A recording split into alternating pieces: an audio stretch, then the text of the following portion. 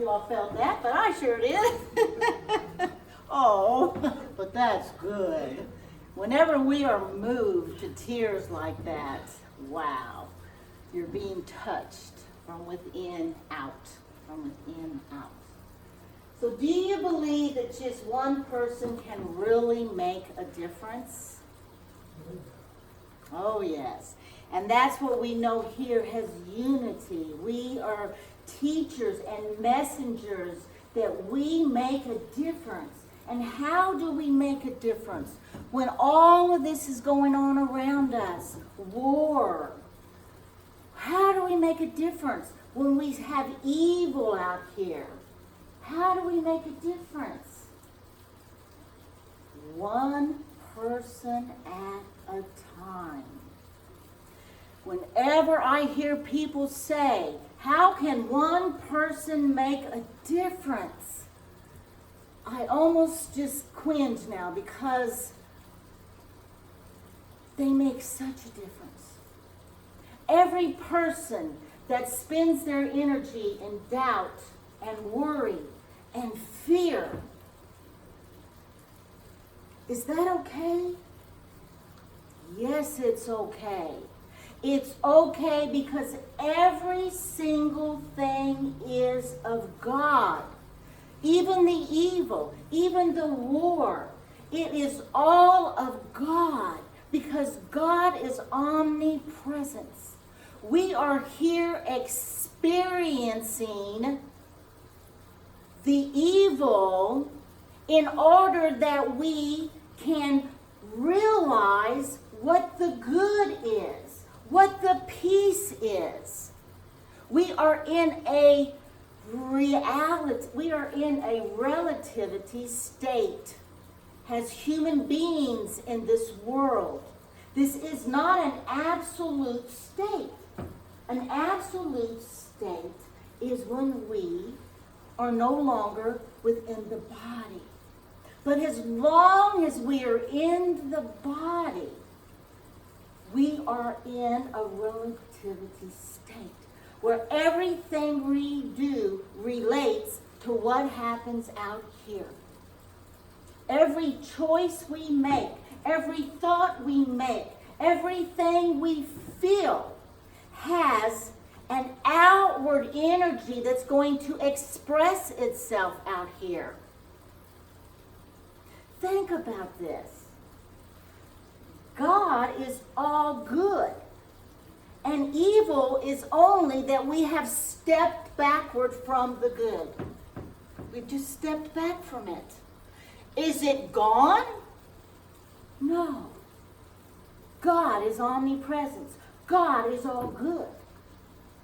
You are all good. You can be nothing less than that. But as a human being, God is being experienced through you. So it's when we change how we think about this that we make a difference. And that's what I am here to pass messages to you as a messenger of God, which we all are. That you do make a difference by every single moment that you live, paying attention to how you are thinking and feeling about your own life.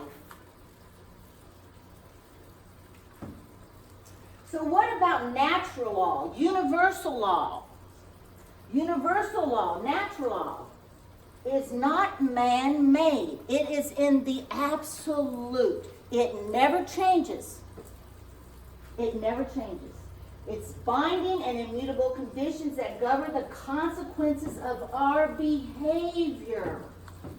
And that's what we're trying to learn here, is how our behavior affects the whole being non-man-made, the absolute of God, of universe.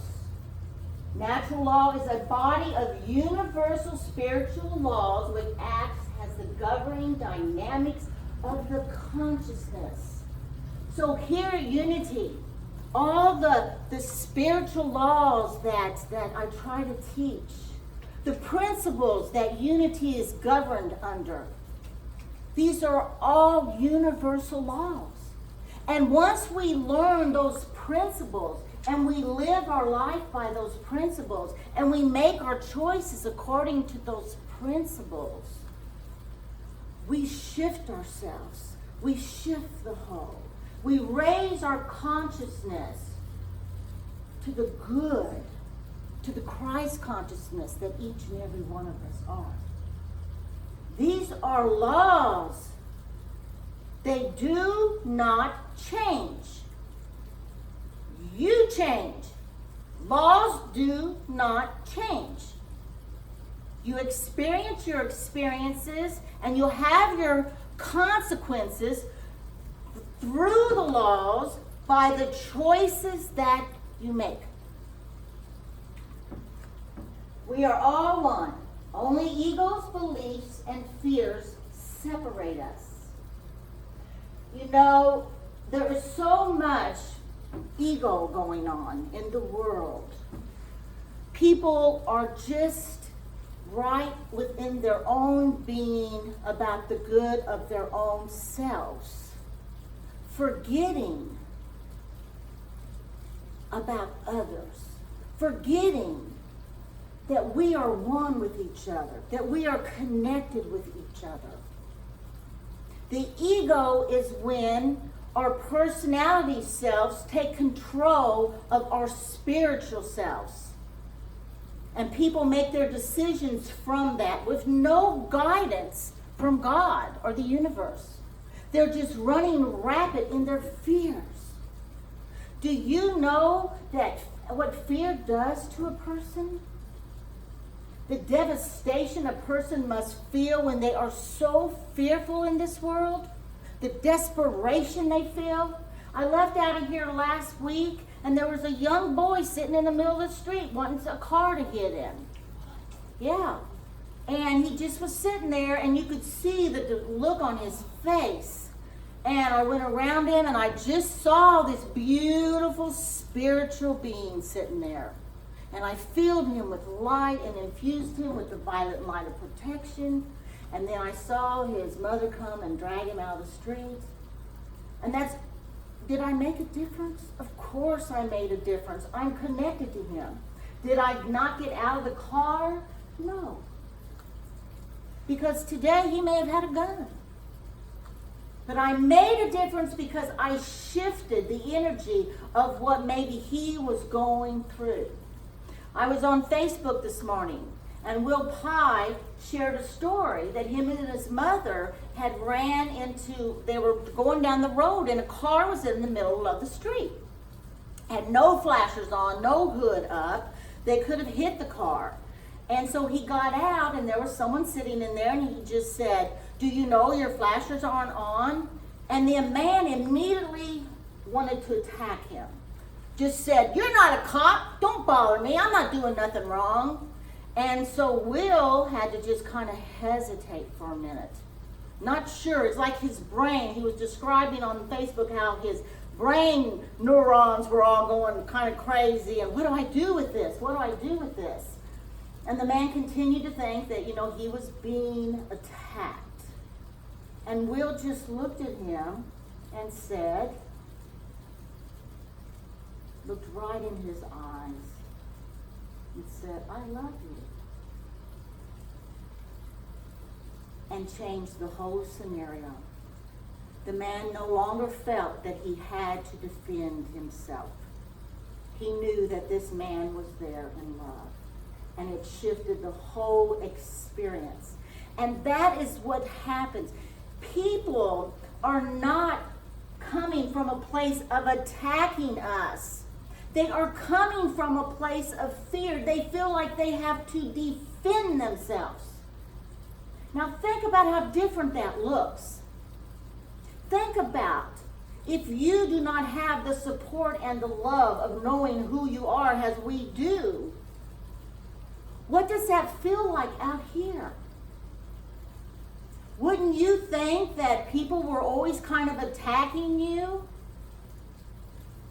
and that you had to defend yourself? Even Hitler, think of the pain that man and the fear that that man had to be living in, to be so afraid of these Jews, so frightened that he had to defend himself that way. Wow. Wow. But that's what's going on. It's not about the attack. It's about the fear, living in the fear, and having to defend ourselves. That's a big, big difference.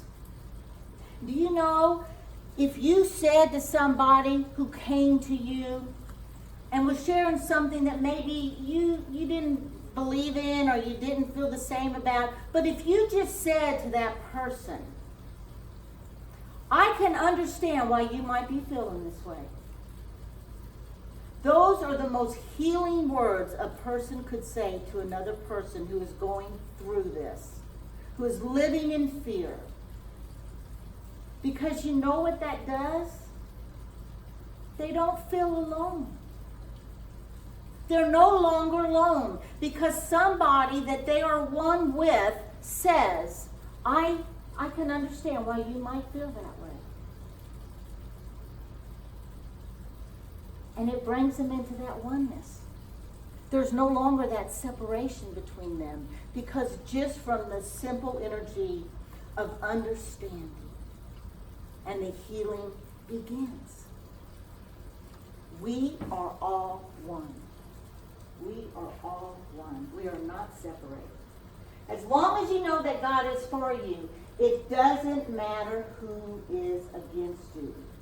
As long as you know that God is for you, it doesn't matter who is against you. You know, when we become higher evolved beings, and we know that it is not God that we're out here shaking our fist at. Why are you doing this to us? Why are you creating this stuff? God is not creating this stuff. We are creating this stuff. We are bringing into our world a reflection of how we feel within ourselves. If you are feeling like you are depressed, desperate, worried, doubtful, fearful, if you're feeling all of these feelings, you are creating that out here. I can't say that enough. Because of my own experiences, I know all that I created, all the dysfunction, and being this unlovable person, not worthy of anything good, not feeling like I am enough, blaming God for what I was creating because of what I was holding within my own being. And that is what is going on in the whole world. People are living from that space within them, and they're creating more of it. But one person at a time, we can change that. We can make it different. Awakening is not changing who you are, but discarding who you are not. So how would you know what you really wanted in your life if you did not know what you did not want in your life? Who are you? Who do you not want to be? Well, I know for me, I know exactly who I don't want to be today.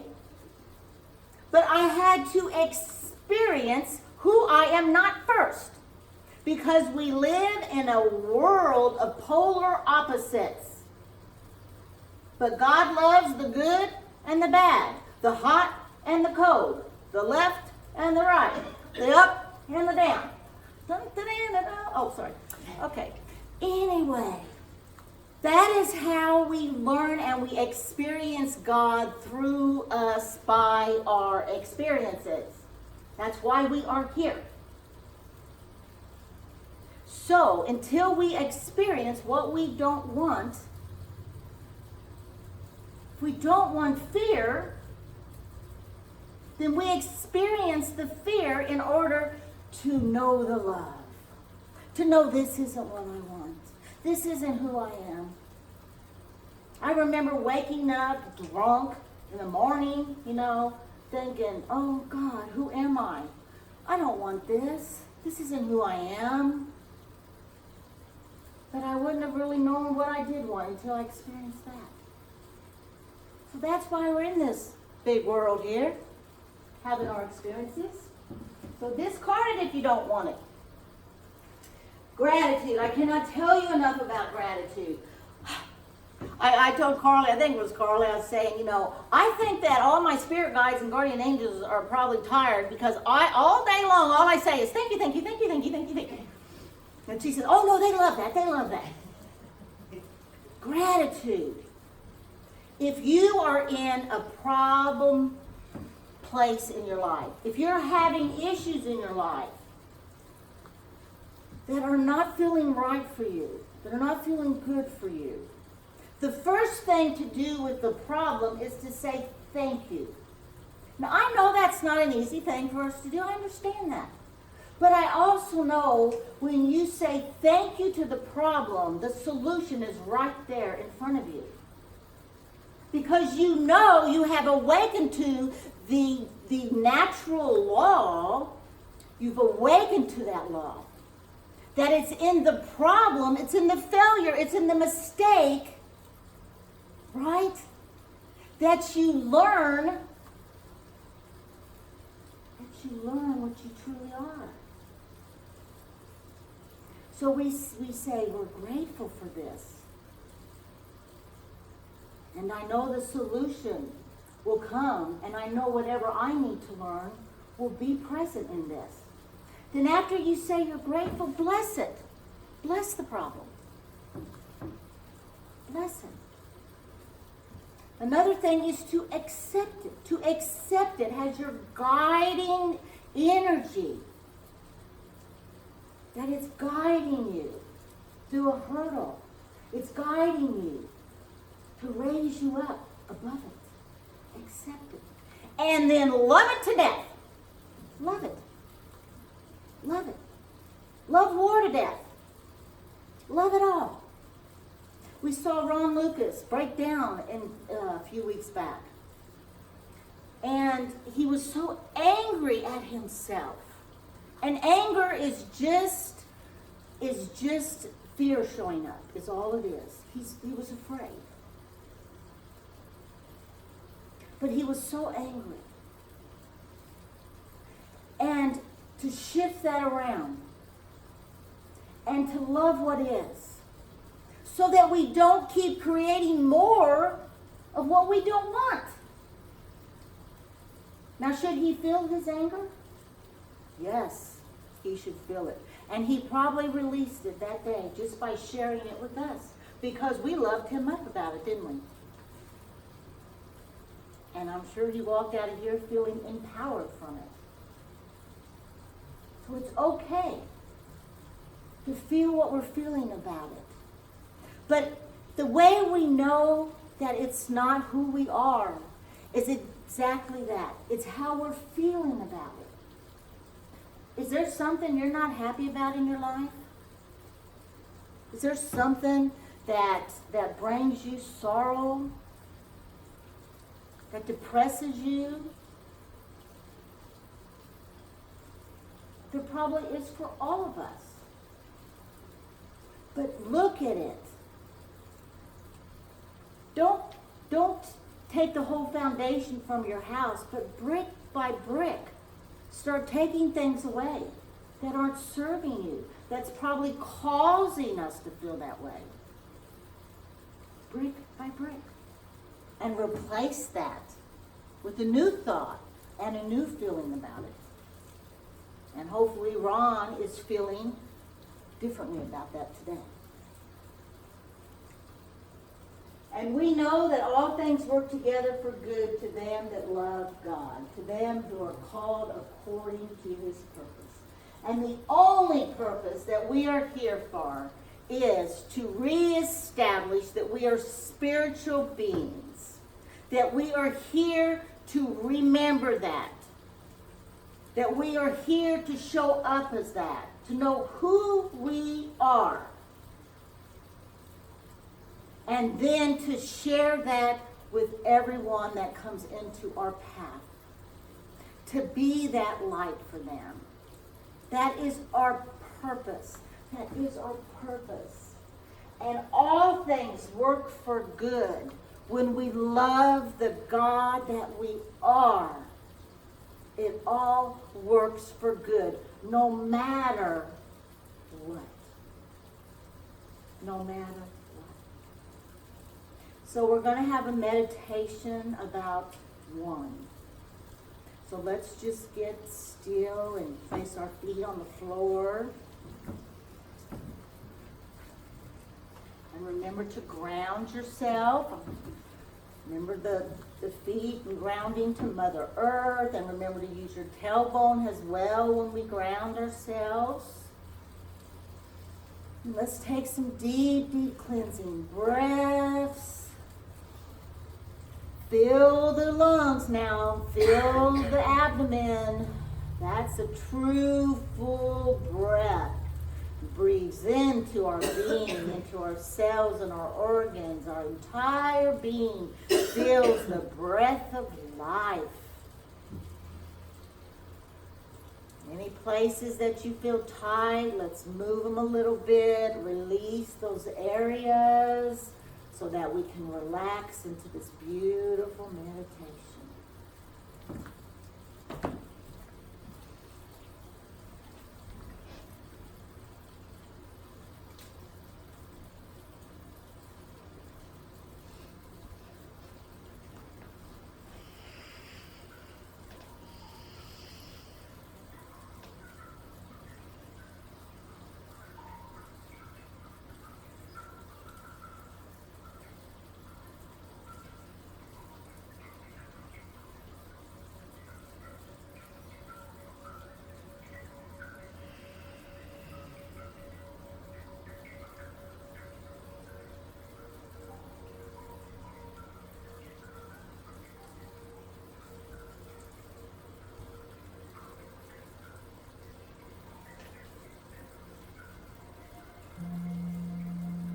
Be still, and in your stillness, be aware. Be aware of things within and things without. Be aware that as above, so below. Be aware of your breathing as it goes in flows out. Be the observer and be the observed. Be the cause and the effect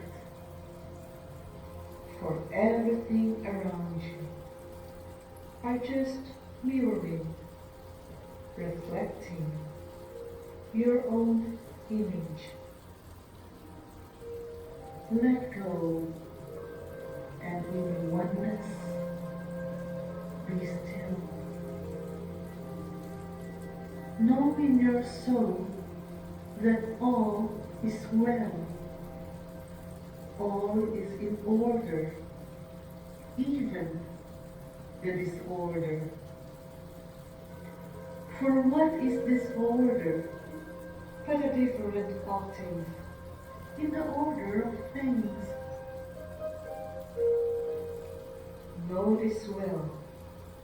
From the one source, you come forth.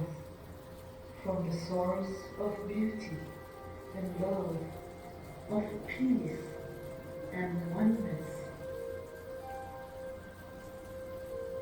Love is the path that gives and knows not when to stop, for it knows only to give, and that is love.